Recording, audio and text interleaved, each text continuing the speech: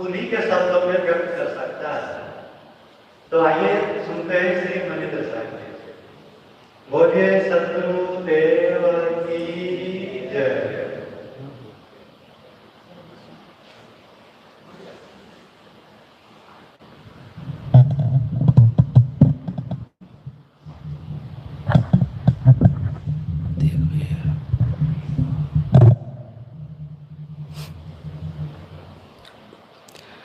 बोलिए सद्गुरुदेव की जय, संत समाज की जय।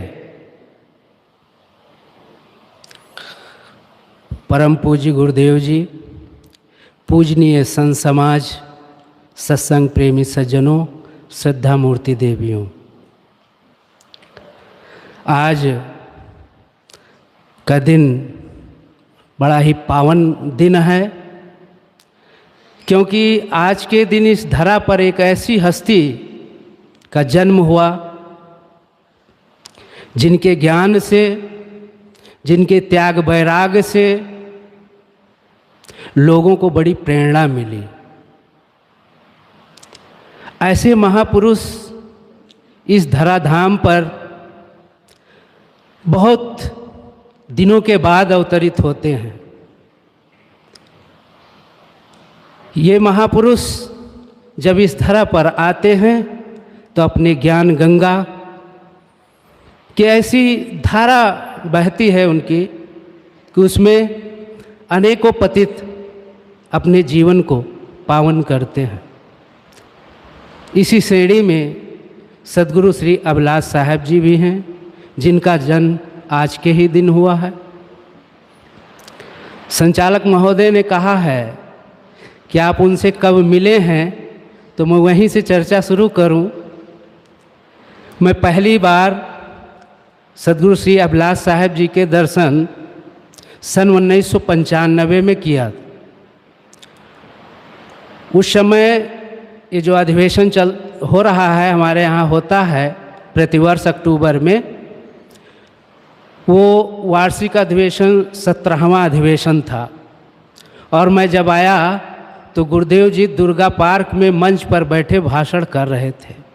उसी समय मैंने उनके दर्शन किए, और दर्शन किया तो मुझे ऐसा लगा कि मेरे सिर का भार उतर गया। मेरे अंदर जो इच्छा थी भगवान को पाने की, वो गुरुदेव के दर्शन करने के बाद इच्छा ही मिट गई। मेरे लिए वो यही मेरे भगवान हैं। उन्होंने मुझे अपने शरण में लगाया, और उनकी शरण में रहते हुए आज मुझे लगभग 25 वर्ष हो रहे हैं।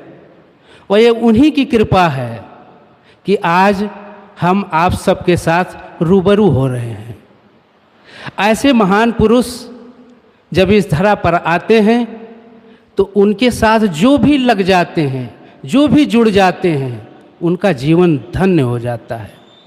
गुरुदेव जी का ऐसा व्यक्तित्व कि उनके पास जो कोई भी आता था, अगर एक बार उनके दर्शन कर लिया तो जीवन भर भुला नहीं पाया।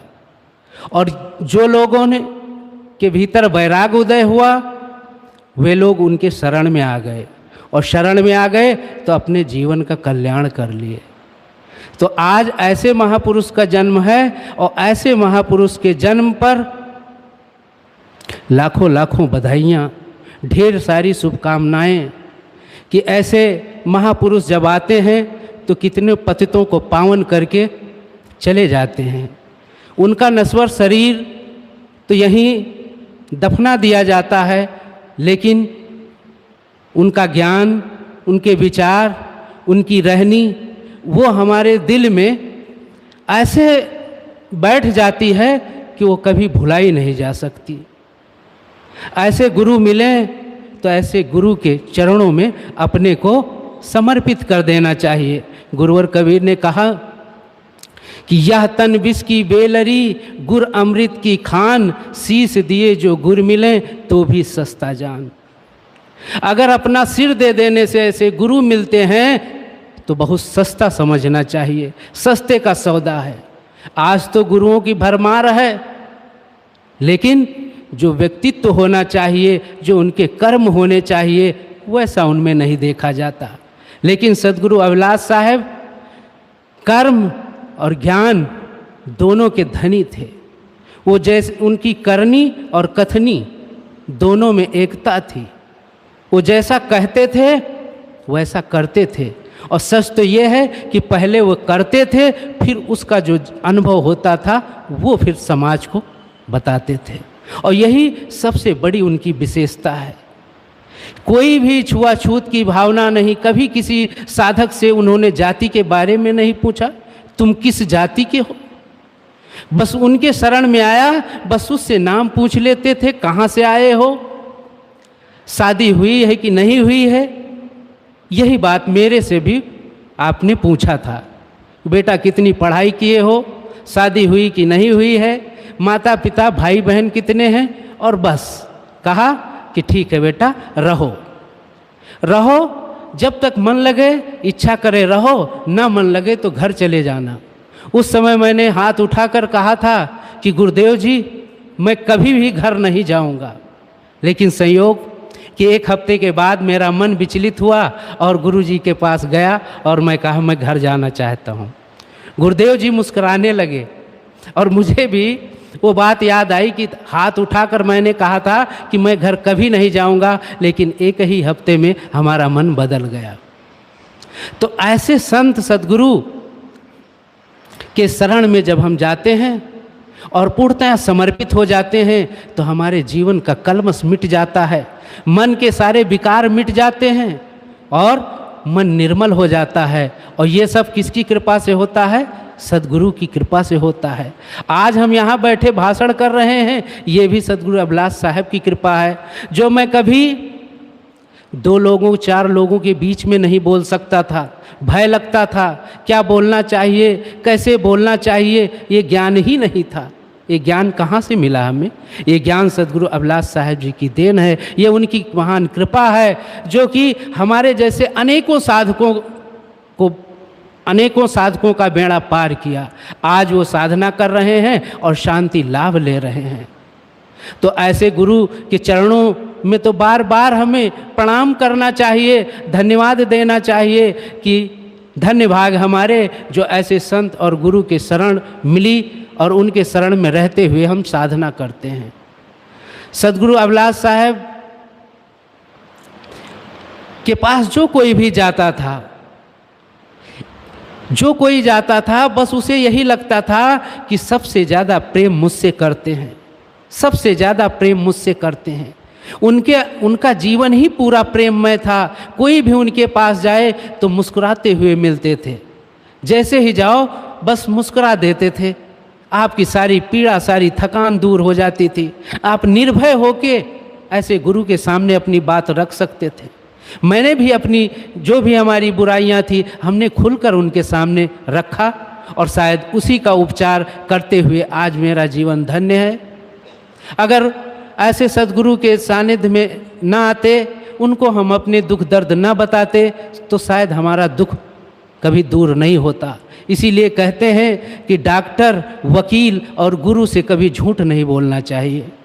जब हमारे भीतर जो कुछ है, जो समस्या है, जो तकलीफ़ है, वो हमें डॉक्टर से बता देना चाहिए, तब वो सही इलाज करते हैं। कोई हमारा केस चल रहा है, कोई मुकदमा चल रहा है, तो जो वकील है उस वकील से भी हमें सत्यता बता देनी चाहिए, ताकि वो आपको छुड़ाने का प्रयास करे, आपको जिताने का प्रयास करे। और गुरु से तो कभी झूठ नहीं बोलना चाहिए। जो गुरु से झूठ बोलता है उसका जीवन नरकमय हो जाता है। अरे गुरु से झूठ बोलें किस लिए?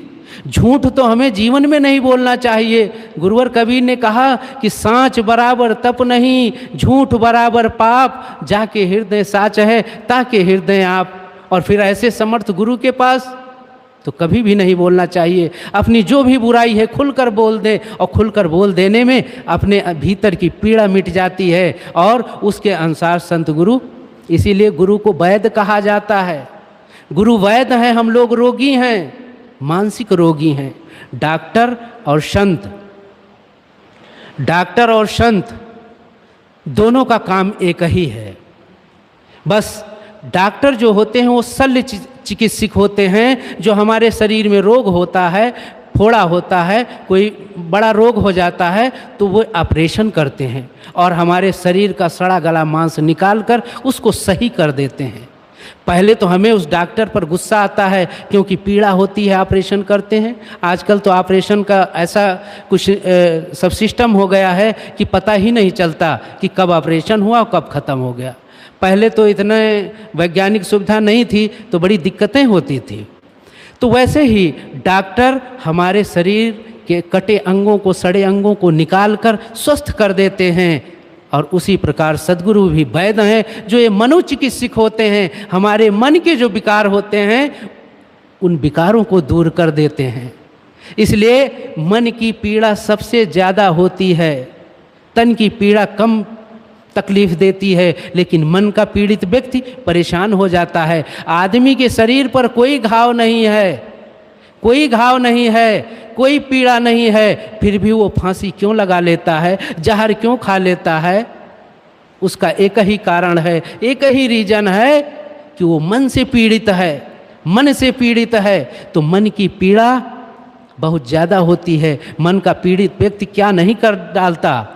इसलिए मन को सही करना है तो हमें सच्चे सद्गुरु की खोज करना होगा और सच्चे सद्गुरु खोजने के लिए संत जन तो ये कहते हैं कि जब तुम्हारा भाग्य उदय होगा तो संत सद्गुरु स्वयं मिल जाते हैं। कहीं ना कहीं से ऐसा टांका भिड़ जाता है कि हम या तो किसी के बताने से उनके पास चले जाते हैं या फिर वो स्वयं हमें मिल जाते हैं। और मिल जाते हैं तो उनकी एक ऐसी छब कभी जीवन से भूलती नहीं है। इसीलिए संत लोग भजन में गाया करते हैं कि जो एक बार जो दर्शन पाता है बस आपै का हो जाता है। ऐसे संत गुरु के सानिध्य में जो एक बार आता है वो फिर जीवन में उनको भुला नहीं पाता।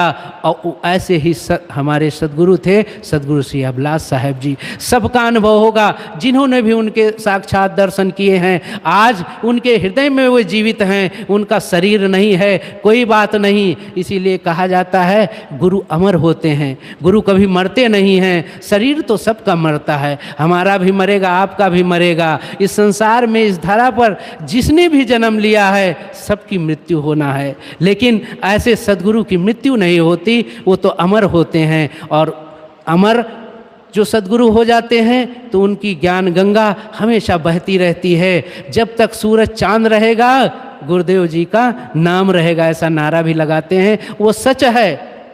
गुरुदेव जी का शरीर 2012 में छूटा था, फिर भी आज सब कुछ वैसे ही चल रहा है। उनकी जो कायम की हुई संस्था है, ये बहुत बड़ी देन है सद्गुरु अभिलाष साहेब जी की, कि उन्हीं के माध्यम से आज इस आश्रम में, इस संस्था में 50 साधक साधना कर रहे हैं। ये उनकी बहुत बड़ी देन है। और उनके ज्ञान के मार्ग पर बताए हुए सब साधक चल रहे हैं। गृहस्थ विरक्त कितने साधक होंगे कहा नहीं जा सकता, गिनती भी नहीं किया जा सकता।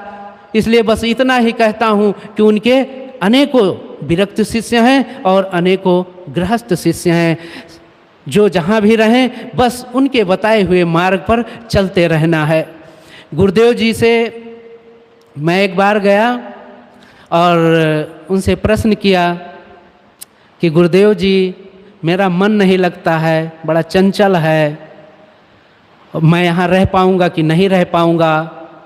गुरुदेव जी ने बड़े सरल ढंग से कहा कि बेटा मन तो सबका चंचल है, ये मन पाजी है, ये मन भागता रहता है। मन अगर भागता है, तुम यहाँ नहीं रुक पाते हो तो फिर भी चले जाओ तो वापस आने का प्रयास करना, यानी संतों से मिलते रहना, आते रहना। और ये मेरे लिए बहुत बड़ी बात हुई। मैं कई बार घर गया, कई बार आया, बहुत बार आना जाना लगा रहा, लेकिन दृढ़ निश्चय था कि मैं गुरुदेव जी को छोड़ूंगा नहीं। वो दृढ़ निश्चय अटल रहा।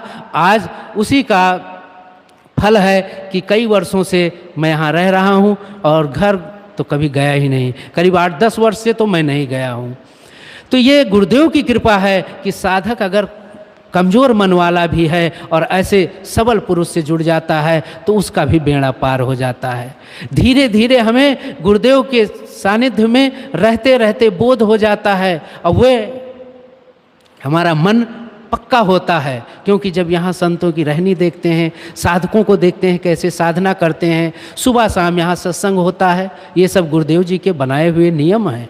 2 घंटा सुबह 2 घंटा शाम, और इसमें सब साधक आते हैं, साधना करते हैं और जिससे जितना बनता है करते हैं, क्योंकि सब साधक एक जैसा नहीं कर सकते। उत्तम मध्यम कनिष्ठ 3 श्रेणी के साधक होते हैं। तो कोई बड़ी जल्दी पार हो जाता है, किसी को समय लगता है, लेकिन पार सब होंगे, बस उनका पीछा नहीं छोड़ना चाहिए। गुरुदेव जी हमेशा कहा करते थे, उनके प्रवचन में आप सब ने भी सुना होगा, वो कहते थे संत गुरु ट्रेन के इंजन होते हैं और साधक डिब्बा होते हैं। अगर ये डिब्बे उस इंजन से जुड़े रहे तो निश्चित है जहाँ इंजन पहुँचेगा वहीं डिब्बे भी पहुंच जाएगा। कहने का मतलब कि जहाँ गुरु पहुँचे हैं, जो आत्म कल्याण करके शांति रूपी अवस्था में जी रहे हैं, उसी प्रकार अगर हम संत गुरु का साथ नहीं छोड़ते हैं तो हम भी कल्याण की दशा में पहुँच जाएंगे। बस ये है, शर्त ये है कि उनको हम छोड़े नहीं, उनसे जुड़े रहें। होता ये है कि साधक आते हैं, थोड़े दिन रहते हैं, थोड़ी सी सेवा बताया गया और यहाँ से थोड़ा मन के प्रतिकूल पड़ा तो भाग जाते हैं। भाई ये तो ऐसी जगह है जहाँ पर समर क्षेत्र है, ये युद्ध का क्षेत्र है, इस क्षेत्र में हमको मन को रगड़ना है। और यही गुरुदेव जी अक्सर कहा करते थे कि जो अपने मन को रगड़ देता है, जो अपने मन को देखता है, उसी का बेड़ा पार होता है। सबसे बड़ी साधना यही है कि हम अपने मन को देखें। गुरुदेव जी प्रायः उनके पास जाने वाला हर साधक का अनुभव होगा, जब भी जाते थे तो बस एक बात पूछते थे कि बेटा तुम्हारा मन कैसे है। अगर मन ठीक है तो सब ठीक है, मन ठीक नहीं है तो कुछ नहीं ठीक है, क्योंकि मन के हारे हार है और मन के जीते जीत। तो गुरुदेव जी का सानिध्य हमें सन 1995 में मिला। तब से गुरुदेव जी की शरण में लगा रहा धीरे धीरे, और आज पूरी तरह से समर्पित होकर इस आश्रम में रह रहा हूँ। और यहाँ के वर्तमान के गुरुदेव सद्गुरु श्री धर्मेंद्र साहब जी, उनका भी प्रेम व्यवहार बहुत बढ़िया है। सब साधकों के लिए ज्ञान की गंगा सुबह शाम बहाते रहते हैं। जो भी साधक आता है सुनता है तो वो भी तरबतर हो जाता है और कहता है ऐसा ज्ञान मिलना मुश्किल है। हमें बहुत कुछ बाहर मिल सकता है, लेकिन ऐसा ज्ञान और ऐसी रहनी के संत मिलना बड़ा मुश्किल होता है। बाहर हमको रुपया पैसा और बहुत कुछ मिल सकता है, लेकिन यहाँ की जैसी साधना मिल पाना बड़ा कठिन है। सात्विक विचार, सात्विक वेशभूषा, सात्विक रहनी, सब कुछ सात्विक है, कहीं दिखावा का नाम नहीं है। जैसे भीतर हैं वैसे बाहर हैं, और यही सबसे बड़ी विशेषता है यहाँ के संतों की। तो धन्य है वे संत जो ऐसे गुरु से जुड़े, और धन्य है वो गुरुदेव जिन्होंने अपना तो कल्याण किया ही, और कल्याण के साथ साथ अनेकों साधकों का मार्ग प्रशस्त किया, और उस मार्ग पर हम सब चल रहे हैं। ये उनकी बहुत बड़ी देन है। तो आज सद्गुरु अभिलाष साहब जी के जन्म के अवसर पर मैं उनको सत नमन करते हुए श्रद्धा समन समर्पित करता हूँ। उनका एक ही दोहा है कि देह क्षेत्र में कर्म प्रवणता, मन प्रदेश में अचल समाध, जीवन का साफल्य इसी में जब मानस होवे निर्बाध। बस इतना ही कहकर मैं अपनी वाणी को विराम देता हूँ और सभी संतों को चरणों में नमन करता हूँ। साहिब वंदन एव की जय। संत समाज की